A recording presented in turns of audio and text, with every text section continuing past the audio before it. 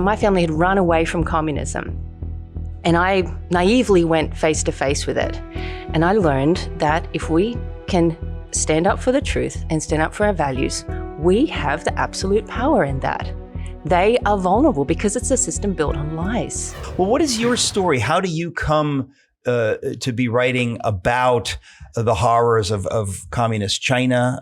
You grew up, I can tell from your accent, in Australia. Yeah, correct. Born and raised in what was at the time a wonderful free land. But my family actually escaped communism from 3 countries over 3 generations.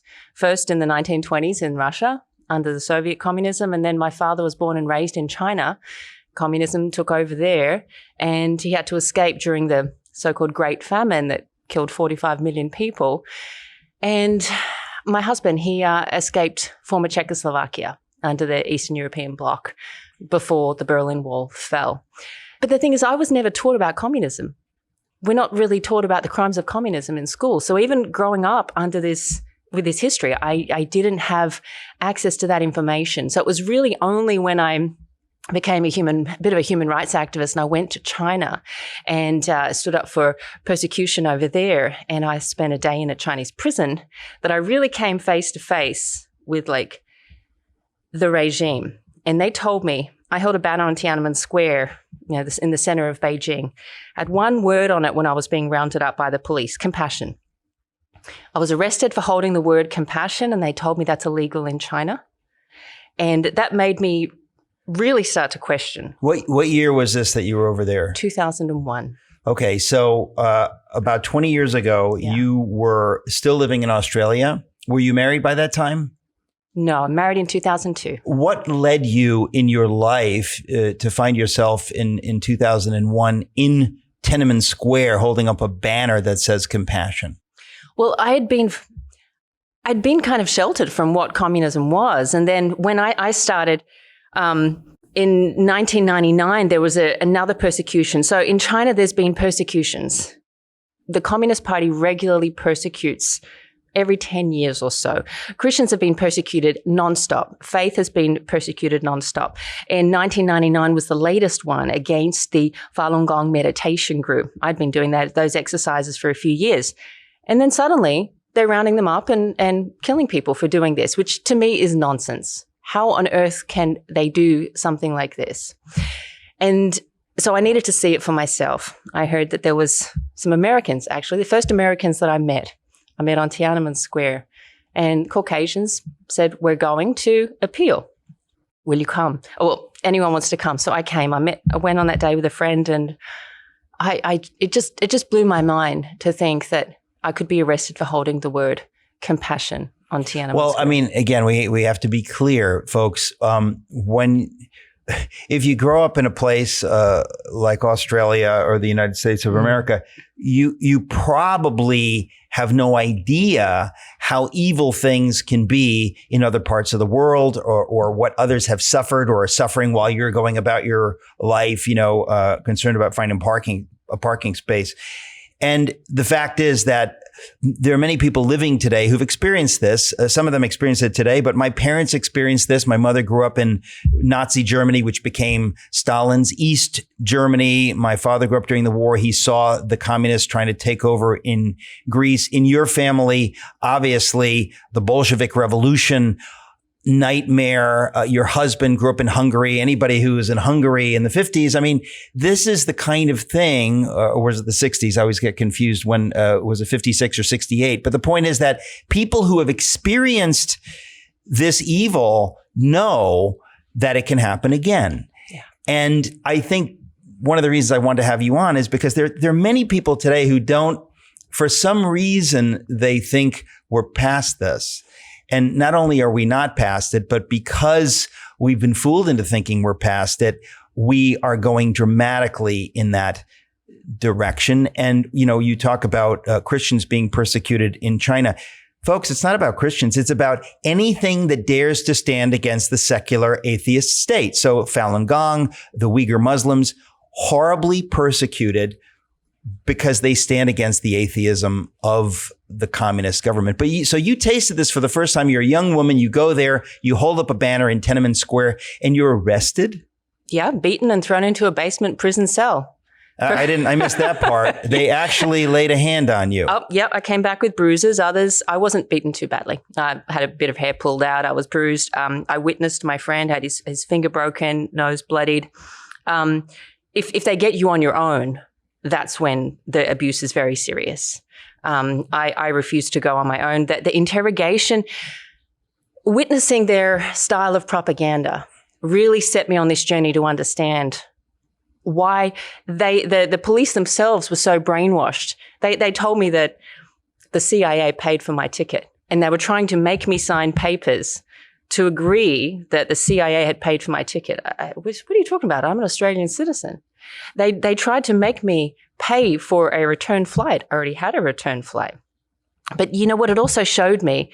The treatment they gave me was abhorrent. It was terrible. But what I saw is that really tyranny is vulnerable. They were so afraid of truth being shown that they had to get me and others on planes and out of there as quickly as possible.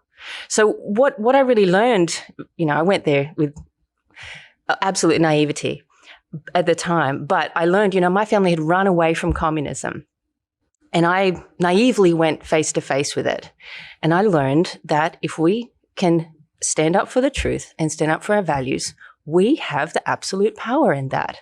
They are vulnerable because it's a system built on lies. And then it really started to help me understand what I was seeing here, because I have children, and what I started seeing in the school system in the US, I started thinking, this is what we've seen in history, and it's coming here.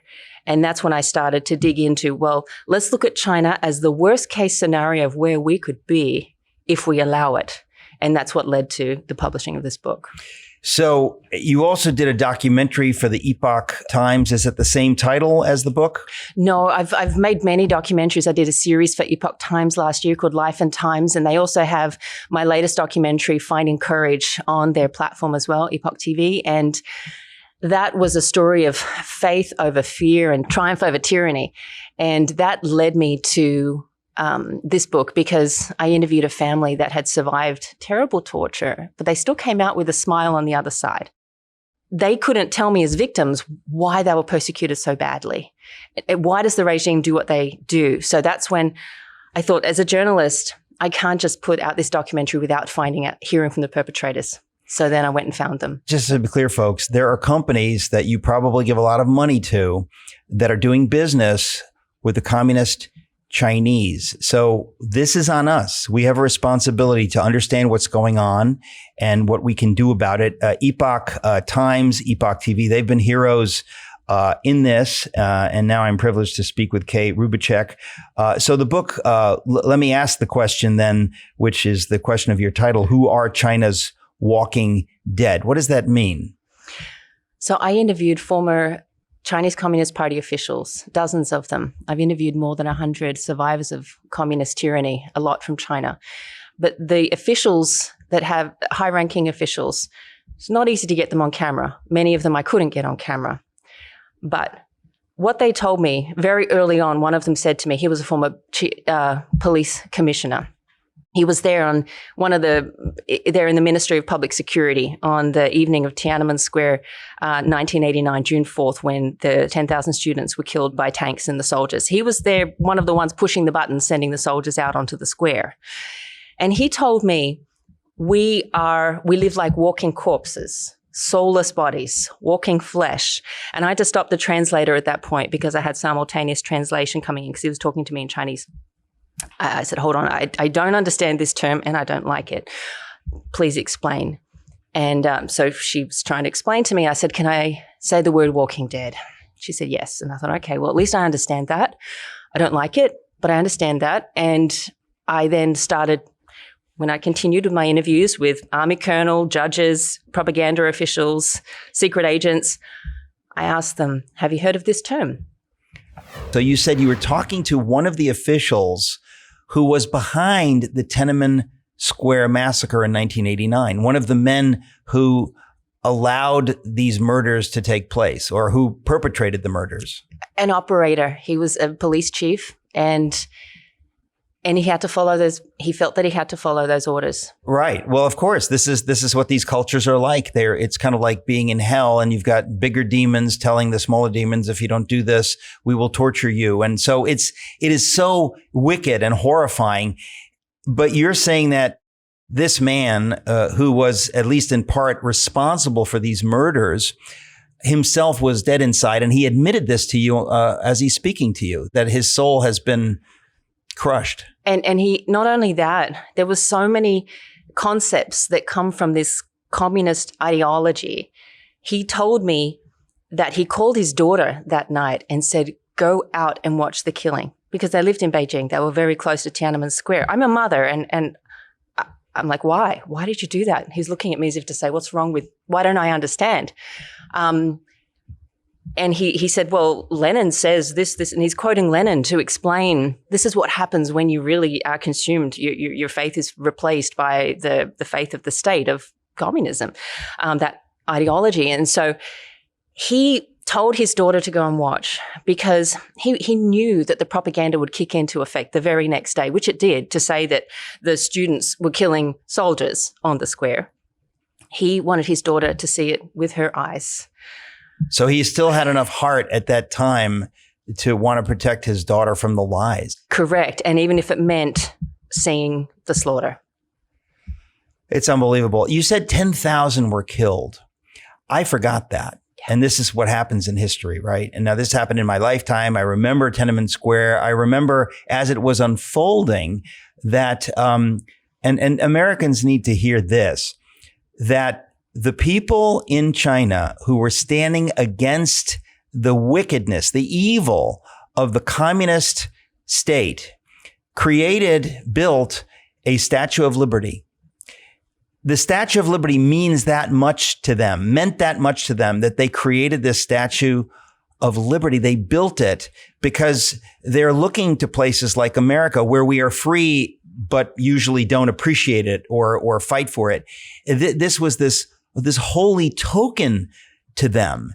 And so obviously they were making so much progress in a sense by these protests that the Chinese Communist Party made this ultimate decision to just murder them, just to crush them, and to try to lie to the world about what actually happened. So you're saying that even this police chief knew that the next day they would say the violence was instigated by the students. Yes. And I have a chapter in my book where I analyze the propaganda put out by the state about this. They use euphemisms, a political incident.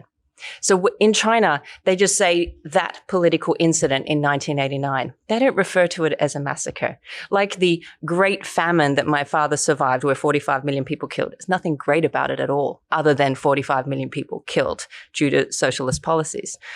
So they held a show memorial, and this just wasn't propaganda. It was propaganda, but it happened. It wasn't just shown on TV. They had thousands of youth, children, as well as soldiers on Tiananmen Square, and they had a massive show memorial. And it wasn't for the soldiers it wasn't for the students that were killed. It wasn't for the 10,000 innocent citizens killed. It was for a few soldiers. I'm fascinated, Kay, that you were there in Tiananmen Square. And again, this was only 12 years after this event happened, but that I guess people go there to protest. Now, when you went there, did you have any idea that there would be a crackdown on you? It hadn't happened before for Caucasians holding a banner like this. So they didn't know what to do with us. But within 30 seconds of the banner going up, I was surrounded by police. 30 seconds. And you were an Australian citizen at the time. Yes, and that's why I couldn't have been held longer than 23 hours without them having to contact the embassy legally. So that they shipped me off pretty quickly. And they did pay for my plane ticket to send me out. They tried to make me pay, but they need to always maintain this control of information. And when people start to break that control and get the truth out and expose the lies, then that's a real where they're vulnerable.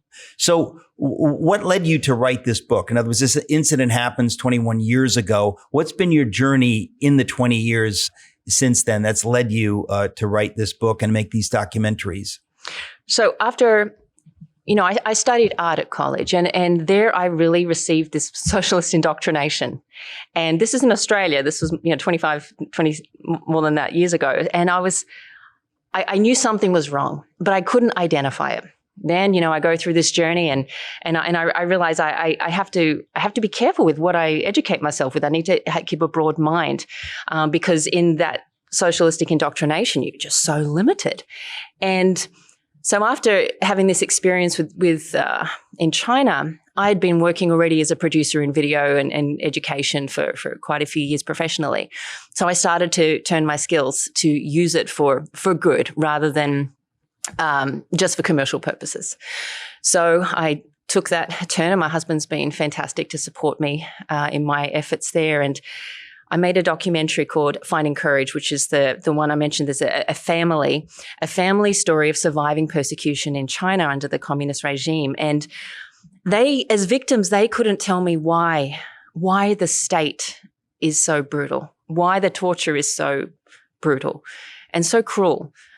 So I had to, as a journalist, I felt it's my obligation to talk to some perpetrators, and I didn't know how to find them, but I managed to. To some perpetrators, not to the victims only, but also to the perpetrators. And so you're going there. So when you did this now, were you an American citizen at this point? I was still an Australian, but I was living here in New York. Okay, but so you go to China to try to tell the story journalistically. I mean, I'm amazed that anyone spoke to you. No, I did this I went to 5 countries, but not China.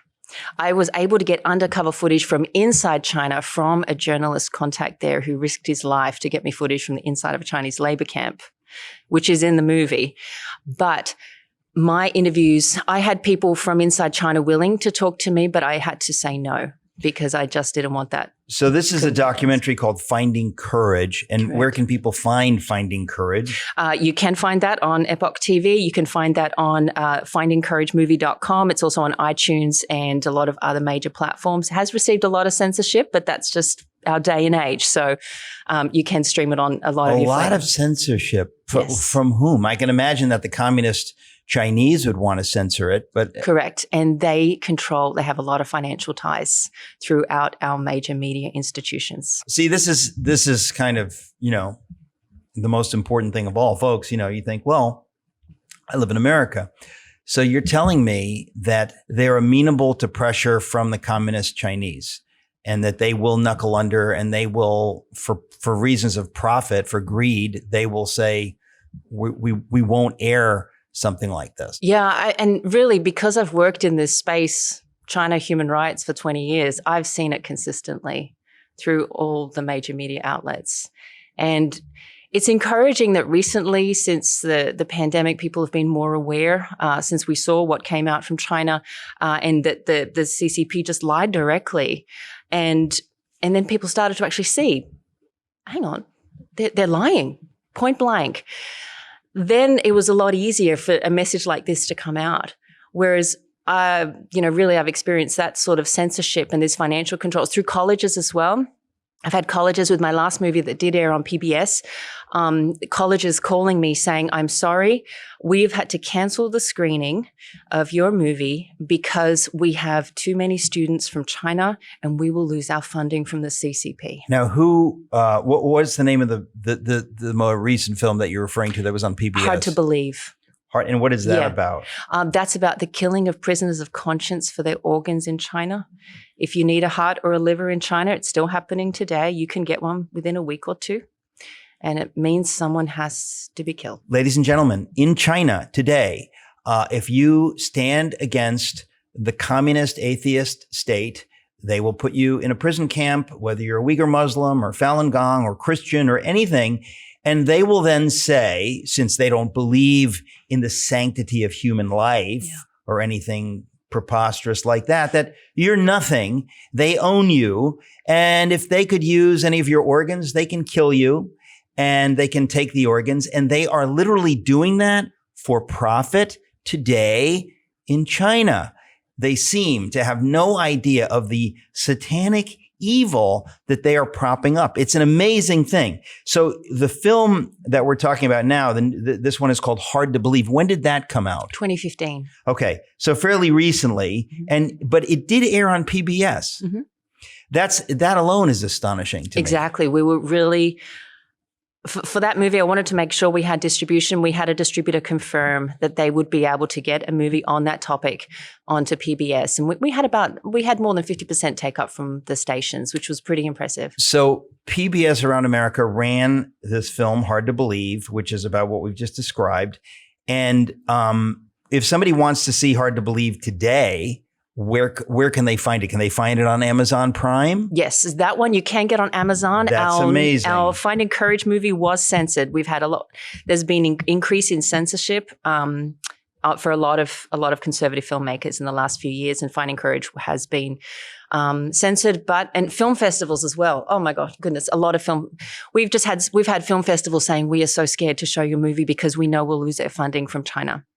Funding from China. Yeah. So for 30 pieces of silver, it really is, it's an amazing thing that there are people that they say they believe in this or that, or they believe in, and yet funding from China will get them to say, okay, we're not going to run it. Thank you very much.